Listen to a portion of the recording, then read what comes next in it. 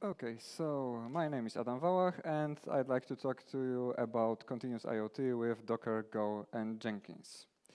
In the past, I worked as a Linux sysadmin. I did a lot of weird stuff, in fact, too many, working as Oracle database administrator. I'm a programmer and a living example of a nerd, because in my free time, I enjoy soldiering stuff together. And it seems to me I've been like that for a very long time. Currently, I work at SIP Hybris. For the last few years, I was involved in creating multiple industrial IoT projects.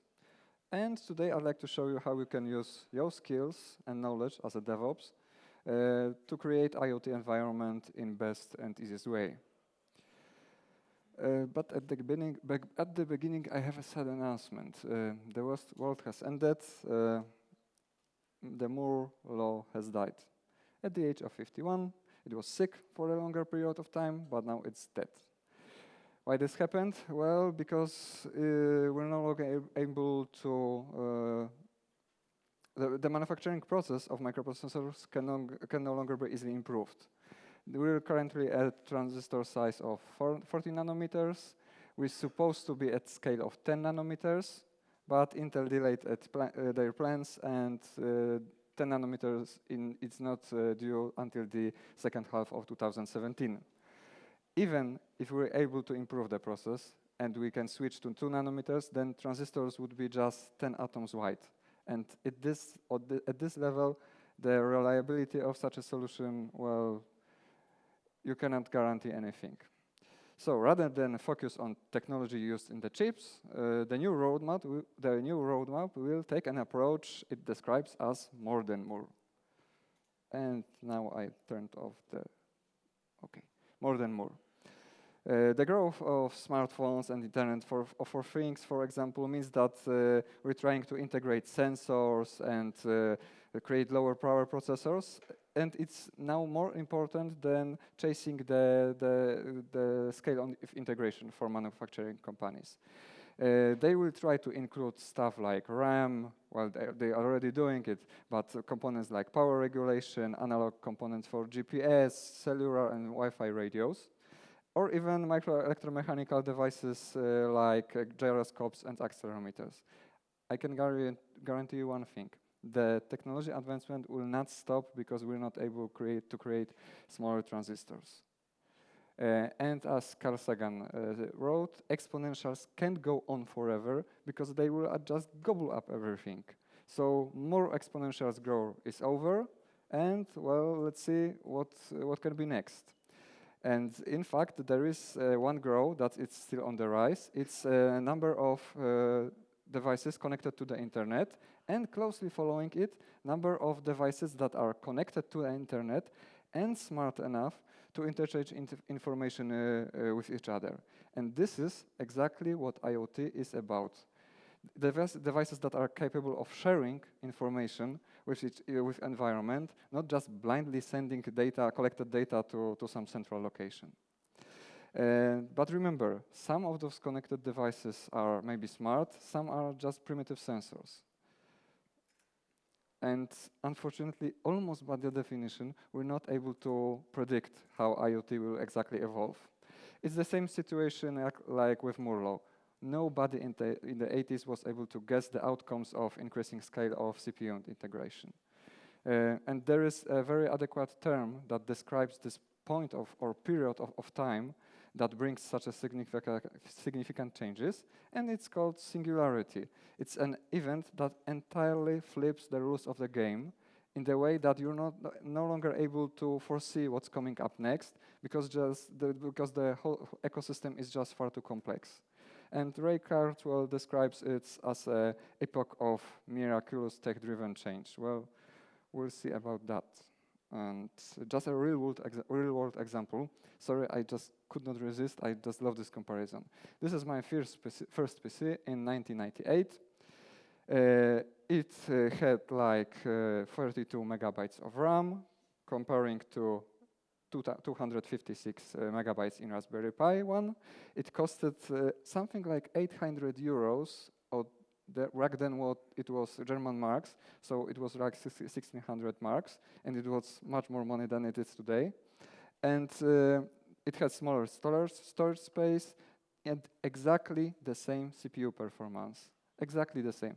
The first PC I had, it had Pentium 1, 253, and all benchmarks show approximately the same CPU performance.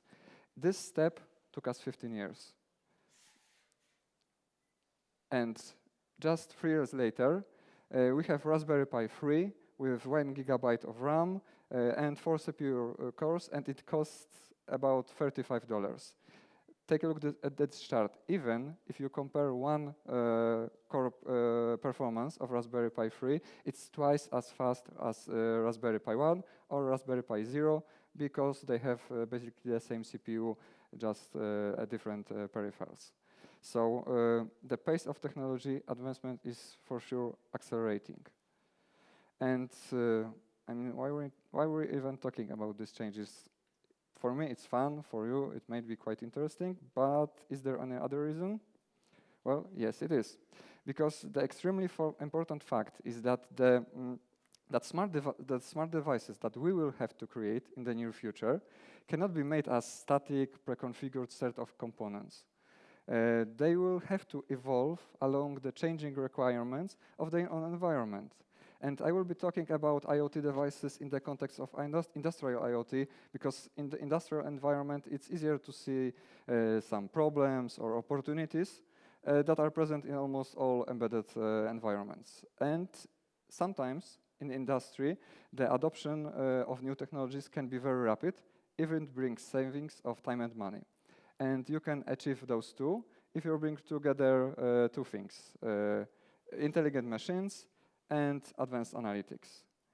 And the first problem that you will encounter when you try to create your own IoT environment, your own IoT solution, will be the amount of data you gather from different sensors.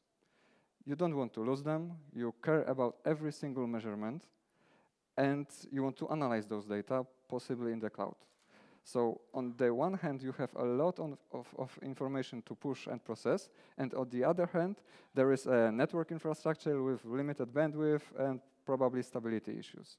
So one solution is to use simple sensors, sensor modules, and IoT hubs that will gather and pre-process the data. And this is the point, the IoT hubs.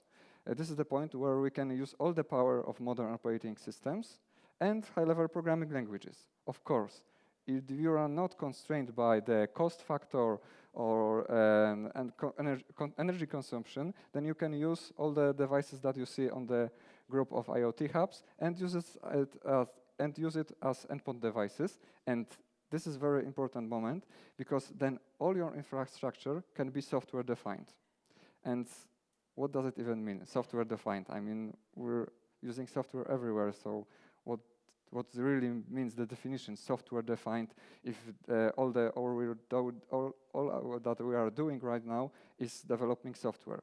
Well, the software defined solution is something like it means that hardware becomes a commodity and software abstracts and defines form and function of device or a product.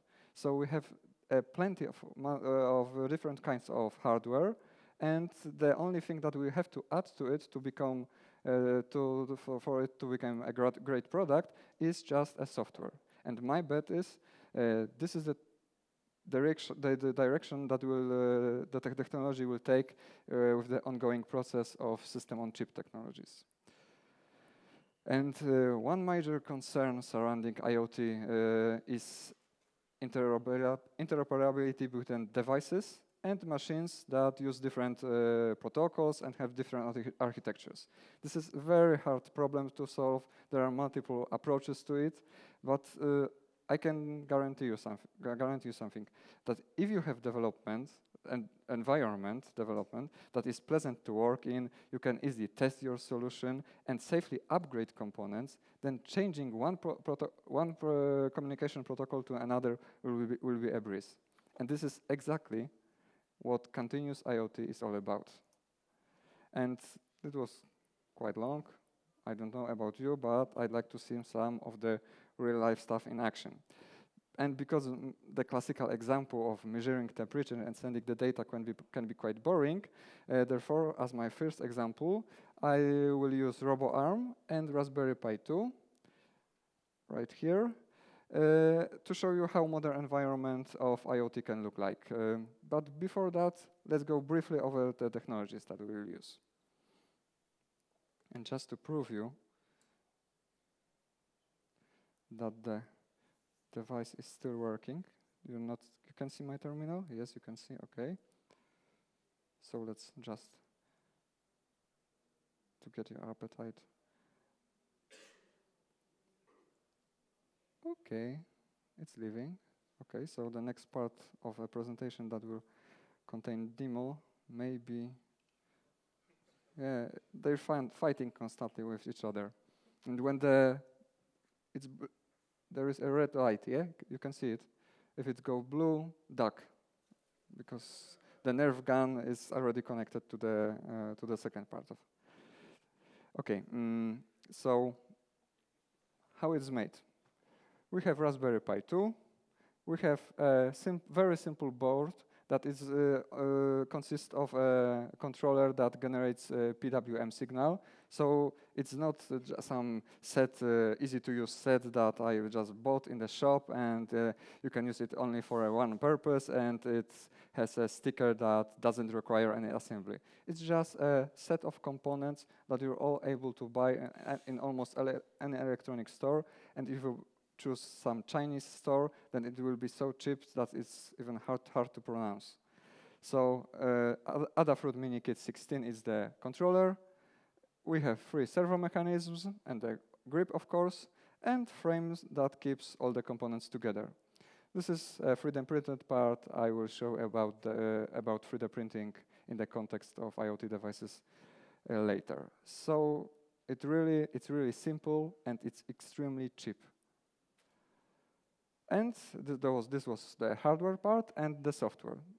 It will be probably the part that you're more familiar with. So the big picture looks like this. I have a source code on my laptop. I will push it into GitHub repository. GitHub repository will trigger a webhook on Jenkins. Then all the magic happens there. Jenkins pushes Docker image with ready-to-use application to Docker registry, and Docker registry pushes it to our Raspberry Pi 2 over there. Then we could control it in 2 ways. One, I could use my laptop, but well, it would be quite boring because it's. I already told you that IoT is about communication between the devices. So we will use another Raspberry Pi, this time Raspberry Pi 3, with connected camera, and it will send some comments. You will see what kind of comments to the Raspberry Pi 2 with a grip.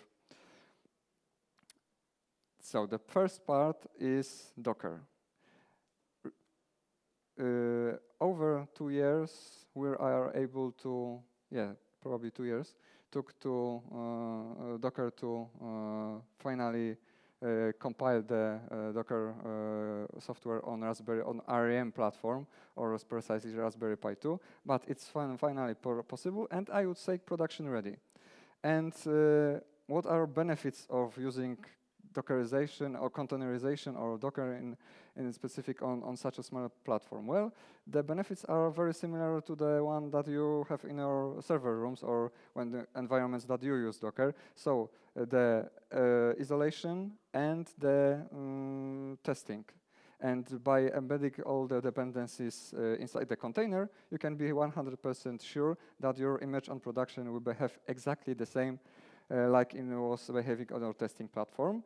And in the industrial IoT world, it's very, very important because the tests of such devices are very hard to perform in the sense that you have a multiple of devices. It's very hard to save a state of such a network, and you would like to be very, very sure that all the tests that you performed on the application will behave exactly the same on your production system.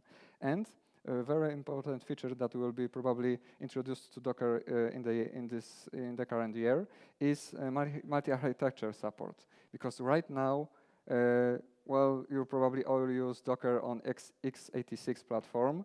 And for instance, if you want to create Ubuntu for Raspberry Pi, then you would you have to name it like that. So Ubuntu dash REM and stuff like that. And when the multi-architecture support will be provided, then Docker registry will take the Docker image that is adequate for your system or for your architecture, and it will give it to you. So you don't have to change the name of the image or add additional tags, because this solution is quite messy. So Docker is first-class citizen on Raspberry Pi or on REM platform in general. And in continuous environment, it's beneficial to have programming language that compiles very fast. The obvious choice for modern programming language is Go, because it has very fast compilation. It compiles to machine code, so it's a very good choice for platform with limited processing powers. And there is also no need for any runtime environment, so your Docker image can be very small. Go supports concurrency at the language level, and on embedded solutions, you constantly have to do something, few things at the same time, like read data from a sensor, send it somewhere, maybe update the screen, LCD screens, stuff like that. So really, concurrency is very good, very nice to have. And binaries are statically linked. And this is very fun, because when you compile a static binary, when you compile binary in a static way and put it inside a Docker container, then you don't need any external dependencies. And by external dependencies, I mean it's enough to put the naked binary inside a Docker container, and it will be everything will be okay. And as a proof, I can show you that, for instance, here I have Raspberry Pi 3, and one of my containers is something that I just described. So you can see that the test-go application is 1 megabyte in size. The only thing that it do is like prints hello world, but the point is that it doesn't have any external dependencies.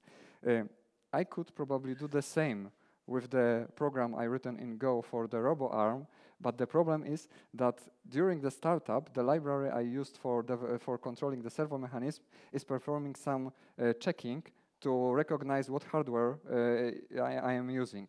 And those checks have external dependencies because it just reads all the file system, it checks for some files to detect if I were, for instance, on Debian, to just test what kind of operating system I am using. So it prevented me from creating such a small container, but you could easily change the library and have a very, very small container with the software controlling the RoboArm.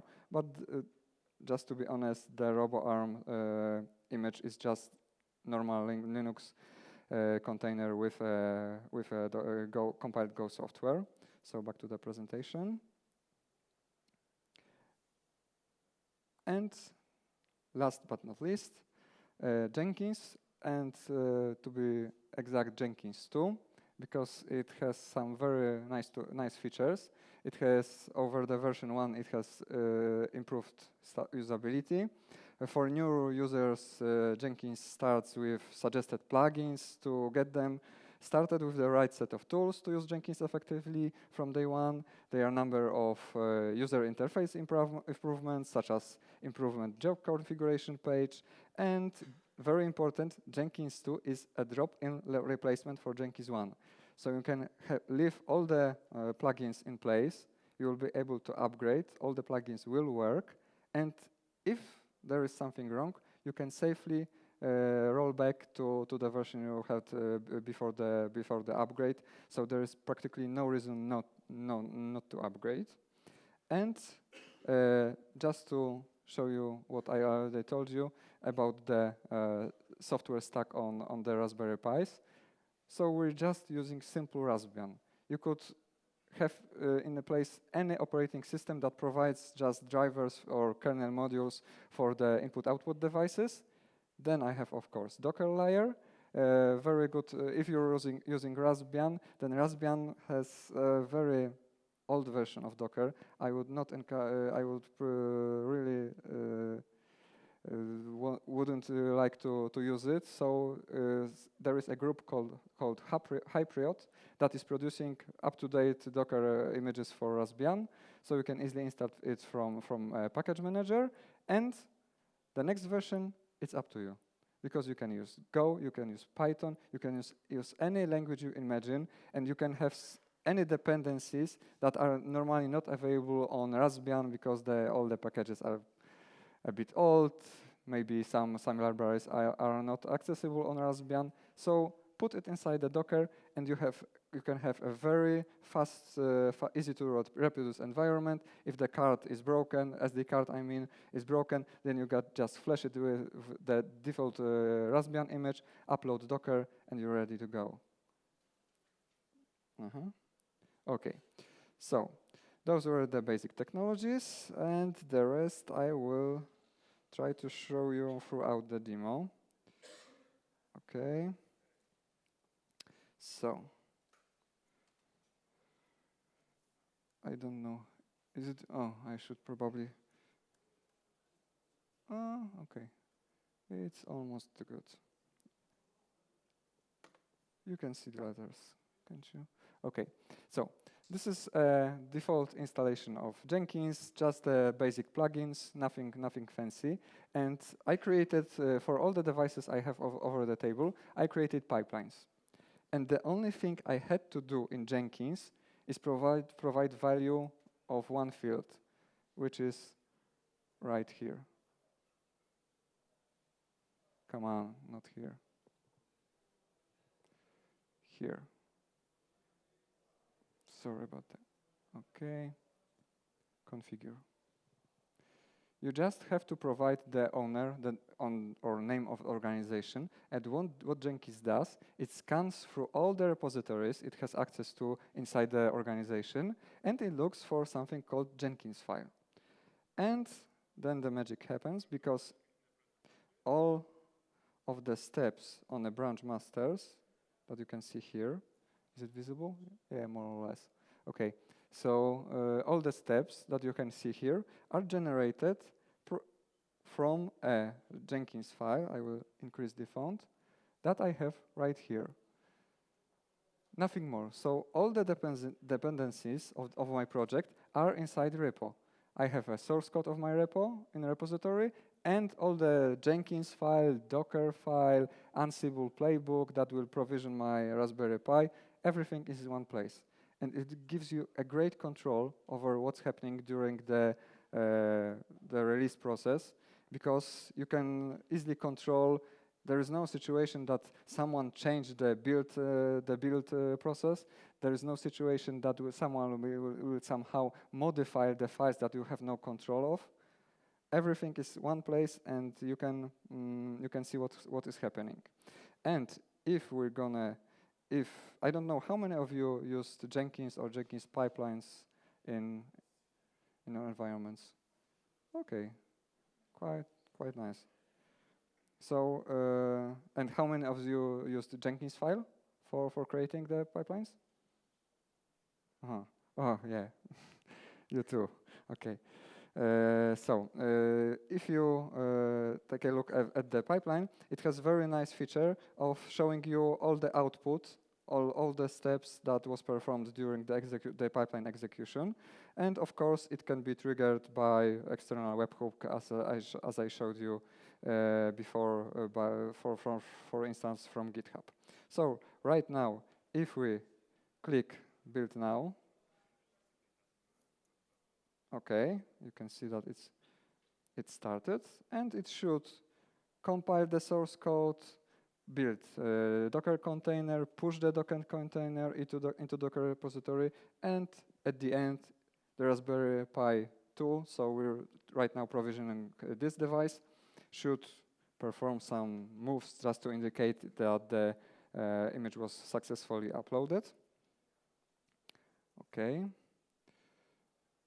And just in the meantime, when the pipeline is running, I just want to tell you a very interesting part of doc. I don't know if can you see it, but I'm having trouble to increase the font size of a menu part of an editor. So Go has something has a very interesting mechanism for keeping all the dependencies inside the repository. Because as you probably know, there were some problems with npm packages because some guy changed the name of a repository that, yeah, it works. Some guy changed the name of a repository that contained function like lpath or something similar, and all the projects on the internet were depending on this one package, and everything, all the pipelines in all the projects that were using this were broken. So in Go, you can create directory vendor, and it can contain all the dependencies, all the repositories that you use. So your repository is really self-contained. You don't need any external dependencies from GitHub or any other source to compile your source code. Okay, so let me just switch to and the part about the controlling the RoboArm from Raspberry Pi camera. Why I used Python over there? If I love Go so much, I probably should use Go also to provision the second device. Well, because image recognition in Go is not so well designed problem, well solved problem. And what I did, I found just some library on the internet that is taking pictures from Raspberry Pi camera, and it takes the, as you can see, it traces my face. It works very slowly because the internet connection here is quite, well, of low quality, but you can see it is able to control the device. And if you want to see what the camera sees, then it's just enough to, because we have a mini computer over there, we can have everything like web server with which hosting the images in real time, and it's quite clever algorithm. In Python, it's very easy. Does it work? Yeah, it works, and you have to be very careful with this because I don't know. I spent whole evening or maybe something similar to 1 hour just to trying to trace the algorithm, how it works, because I was not able to find what is happening. I didn't see this picture, obviously. I had just a loop that iterates over the results of an algorithm, and I couldn't find the problem with it. And then I had a realization that maybe someone is standing behind me. So, well, it was not very pleasant. Okay, just a second, because something is happening. Okay. So this was the demo part that consists of those two devices, and now we're gonna go to another part of my presentation that consists of e-commerce solutions, because, well, IoT is very new topic, so everyone is trying to find some part of a market that is already in good shape and maybe interact with this part. So we'll try to interact with e-commerce systems. And, well, the classical example is the smart fridge. It was used for so long time that it's almost boring to say about this, but nevertheless, the idea was just that the fridge will know when you run out of food or exactly what kind of food is missing, and communicate with your some grocer that will deliver the stuff to your home. But I mean, you can buy a fridge that will allow you to check the temperature through a cell phone or maybe set the temperature, but it's not ready to use yet, so I wouldn't call it an IoT device. There is also an example with the kitchen kitchen scale on the right, and it's very interesting because it has all the features that qualifies it as the device belonging to e-commerce system. It is internet connected. It sells you useful information. It wants your money. And the fact that it means to tries to earn it through extortion, well, it's just a semantics. So maybe you could do something else. But if we're talking about examples of IoT that are that work in real life, then we have something much simpler. Amazon created something called Dash button, and it's easy to use. You just push the button and you order your favorite product. And you can say that one does not simply push a button because it's a stupid idea. And in fact, yes, he does. And it works quite nicely. It is smart enough to not order new product with every push of a button. It will wait at least until the previous order is delivered. And you know what's coming up next, don't you? Well, we're going to build our own push button. I call it Y button from Hybris Y. I'm going to build it with Linux, Go, and Docker. And we can here have our own, because in Hybris we have a very nice e-commerce platform. What we need is an IoT device. And we can create one with Raspberry Pi Zero over there. I will explain it to you in a moment how it works. And just a disclaimer, it's not SAP Hybris product, it's just something I created because, like I said, well, I like to solder stuff. And because in Hybris we have something called DShop, Developer Workshop, and I was able to use our new 3D printer to print a case for it. And also the legs for their second robot, but the case was much more difficult. So we have Raspberry Pi 1, it's really small. We have, well, a piece of a board with LED matrix that will inform us that the order was placed, and 3D printed case for it. The software stack looks almost the same. We push to the GitHub, then Jenkins do its magic, push to the Docker, and the difference is that the device will, with the help of the Raspberry Pi, will try to trigger an action inside our e-commerce system. So this time I created a pipeline that is a bit more, well, maybe not advanced, but interesting. And if you take a look at the pipeline that builds the image for Raspberry Pi Zero, which is okay. And here we have scroll button. Can you see the letters? Probably. And a very nice feature that I haven't mentioned is that every time you create a new branch in GitHub, it will automatically create a new branch over here. So, for instance, if you're performing some major changes in your project, and it implies that you have to change also the process of your pipeline, you can do it in one step. So you can test all the changes in your code and the pipeline that build your project on separate branch. You don't have to modify the whole pipeline that also controls the main branch or the master branch. You can create a separate flow for testing purposes. Or in fact, it will be created automatically. If you create branch and put Jenkins file inside of it, then Jenkins will accommodate those changes. And as you can see, here we have almost the same pipeline, but it produced also artifacts. So we're able to just download the binary file and test it maybe outside of Docker environment if something goes wrong.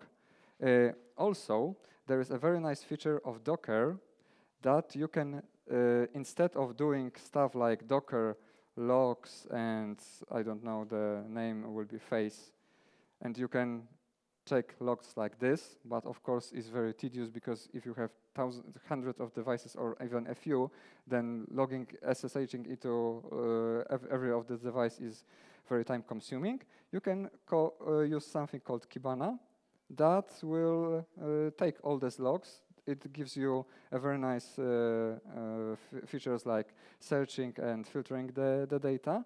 And the only thing that you have to do inside your pipeline, inside your Docker configuration in this case, is tell Ansible script, inside the Ansible script, that it should use log driver gulf and the address of our Kibana server, or Logstash, in fact, because this is the part of Kibana of the software stack that read the logs.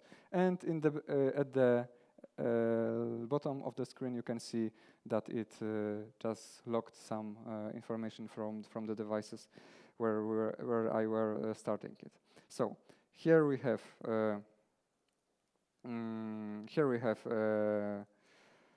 Hybris software, Hybris shop, Hybris e-commerce platform. Sorry about that. And I will log in. And obviously, the part that you already probably know, we have orders here. And what will happen if I push the magic button on a magic device? It will add another order into the. It should add order into the pipeline. No, it won't. Yes, it works now. Huh? Yes, for as you can see, the time is current, so it worked as expected.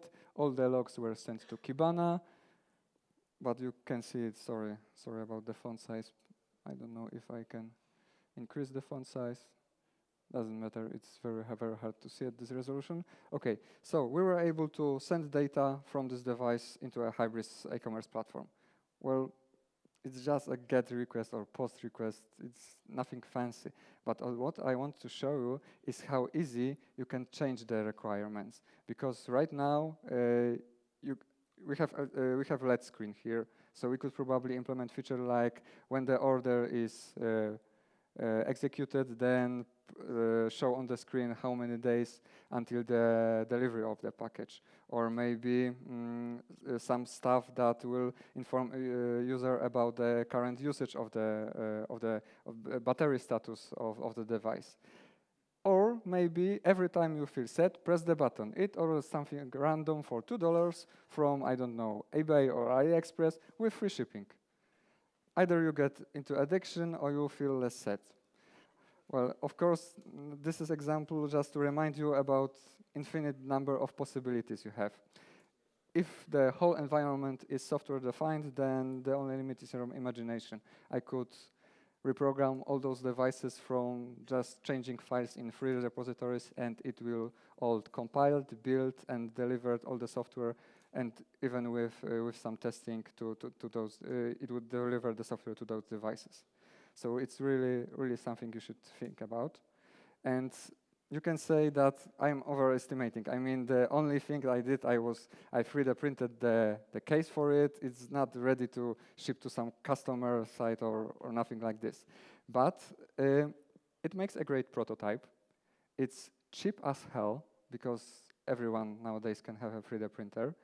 When you want to create a prototype of IoT device, the cost is not a factor, no longer a factor, because all the electronics part are very cheap.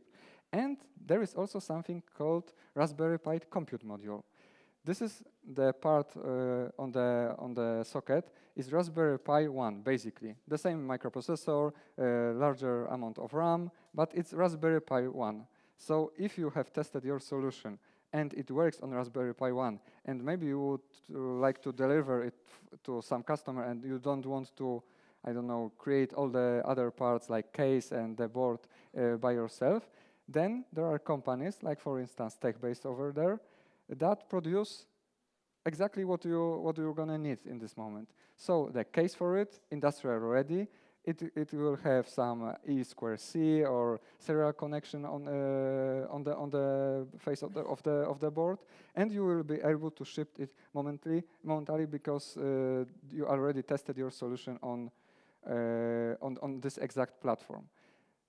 Even if you won't find a supplier that produces the case that you want, you can create your own board because the main board, I mean, because the hard part in producing an electronics board is usually the components with microprocessors, chips on chip structures, multi-layers parts, and the thing that you have to create or someone will have to create for you is just a very simple board with all the outputs.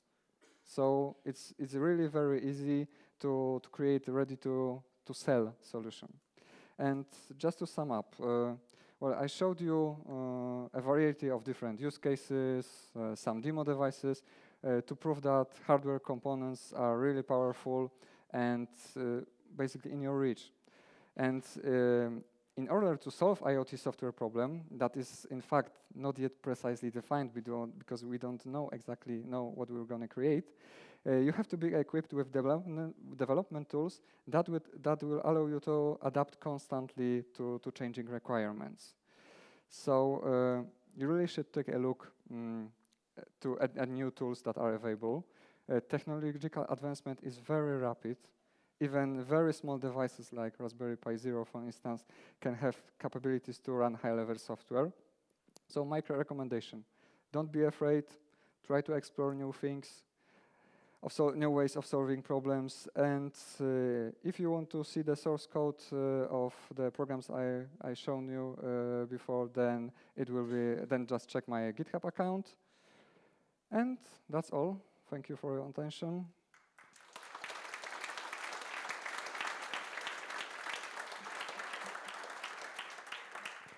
And of course, if you have any questions. Yeah, do you have any questions to Adam? We will have all the toys on our Raspberry Pi booth in a moment. So if you want to play, break it, doesn't matter. Yeah, you can talk to Adam on the speaker's corner. But if you have any questions right now, we can use the opportunity to ask now. Anyone? Okay, Adam, what is the next project you're working on? Well, anything we can see in a few months? Yes, probably, because I promised my wife that after I finish all the toys you can see over here, I will create something for her, because he, like 2 years ago, bought this size model of Star Trek Enterprise. Okay. And I supposed to put all the lights inside and some whoosh sound when you press a button on your cell phone. So I will probably scavenge one of Raspberry Pis and put it inside a Star Trek Enterprise model. So okay, this is the next thing I will try to make create. Lego a bit more alive. Yeah, exactly. And it's a good way to play with kids as well. Okay, any more questions? Oh, you have a question. Great. Well, Star Trek is a nice thing. I guess we all love it. But do you think can you make a drone out of Raspberry Pi Zero and, for example, 3D printed case? Is it powerful enough to drive the motors? Yes. Well, the Raspberry Pi will have to have some board like you've seen on that is controlling the servo mechanism, but basically it's possible. You won't have all the logic that is necessary to control the device inside Raspberry Pi, because it has to react in real time. If you're creating a drone, it has the decisions that it makes have to be very fast. So you could create it with Raspberry Pi, but it would be a vital part, but not a core part of a drone. At least I wouldn't do this that way. It would just be used to send information to the outside world, maybe controlling an onboard camera, Wi-Fi connection, stuff like that. The control board that would control the motors or the gyroscope and stuff like that, you can easily just buy ready-to-use boards that will control this part of your drone very easily. There is, of course, if you want to, I don't know, practice programming in Go language, then you should try it. Maybe you'll do this better than the guys that wrote it in C on some microprocessor that is available on the market. So, okay, what is the biggest infrastructure you've, like IoT infrastructure you have automized with Docker? Well, it was over 100 devices in the industry. Really? Okay, 100 devices. Mm-hmm. Over 100. I don't know how big it's right now, but impressive. Okay. Any more questions? Okay, thanks.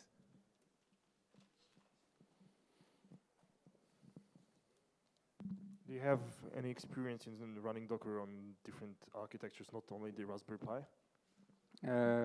I tried it on, we were using it at the early stages on the production phase on BeagleBones. But then, but it worked very well. but the problem was that our customer wanted to use the internal memory. And there was a problem because I don't know if there was just a part of the batch, but they had problems with the performance or the availability of the internal memory. I mean, yeah, the eMMC, exactly. And our customer just choose another platform. But it was, from a Docker point of view, it was okay. It was just a technical or hardware problem that was back then on the BeagleBone platform. So we used this, and some of the devices were just created for the customer just with some processor, and I don't remember the name of the platform because it was custom made just. So, but it was our REM. Okay, so it was some kind of a home-brewed PCB. Yeah. And what type of processor? I would have to check. It was Okay. over 2 years ago, so I just. Sure, thanks. I don't remember. No problem.